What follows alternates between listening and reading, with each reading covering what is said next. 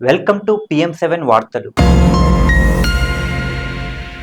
ఆదివారం శ్రీరామనవమి సందర్భంగా భద్రాచలం శ్రీ సీతారాములకు సిరిసిల్ల నేత కార్మికుడు సీతమ్మ వారికి అరుదైన కానుక అందించనున్నాడు.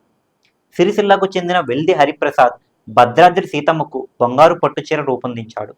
చేనేత మగ్గం మీద ఈ చీరను నేయడం గమనార్హం.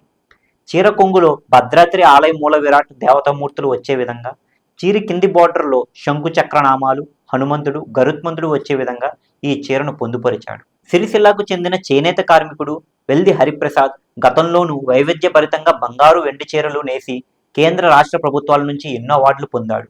హరిప్రసాద్ ఈసారి కూడా చేనేత మగ్గంపై ప్రత్యేకంగా డిజైన్ చేసి నేసిన బంగారు పట్టు చీరను అందించనున్నారు.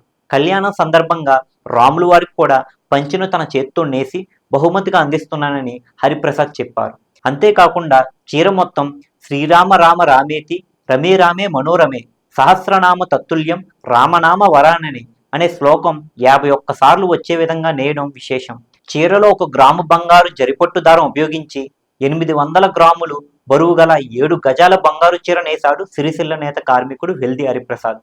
ఈ చీర నేయడానికి 10 రోజులు సమయం పట్టిందని తెలిపాడు. ఇలా దేవతామూర్తులకు అరుదైన చీరలు నేస్తూ హరిప్రసాద్ పలువురు ప్రశంసలు అందుకున్నారు.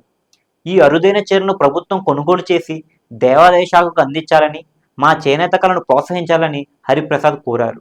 ప్రతి సంవత్సరం భద్రాచల సీతారాముల కళ్యాణానికి మా సిరిసిల్ల నేతన్నకు పట్టు వస్త్రాలు నేసే అవకాశం కల్పించాలని ముఖ్యమంత్రి రేవంత్ రెడ్డిని హరిప్రసాద్ ప్రత్యేకంగా కోరుకున్నారు. గత 3 సంవత్సరాలుగా ఎంతో భక్తితో, నిష్ఠతో సీతారాముల కళ్యాణానికి ప్రత్యేకమైన చీరలు నేస్తున్న హరిప్రసాద్ను పలువురు ప్రముఖులు అభినందించారు.